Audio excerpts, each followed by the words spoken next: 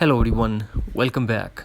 If the iMessage and the FaceTime is grayed out under setting on your iPhone and iPad after or before iOS update, then do the following step to fix this issue. So without wasting any time, let's get started, and before start please do like, share and subscribe. First of all, we are going to launch settings tab on mobile or cellular data, scroll, find and tap on the FaceTime and make sure that the FaceTime is enabled under mobile or cellular data. Then go back to settings, tap on screen time and tap on content and privacy restrictions. Here we are going to tap on allowed app and turn on FaceTime.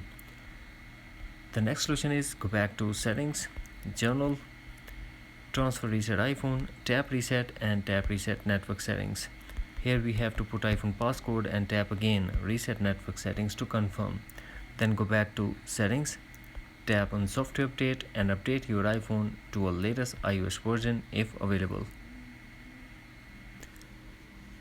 In the end, what we have to do, we have to launch settings and general and tap transfer reset iPhone, tap reset and tap reset all settings.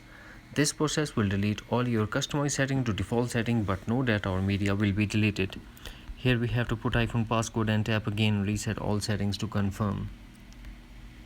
Now force close all the apps that are running in the background and force restart your iPhone according to your iPhone model. That's it.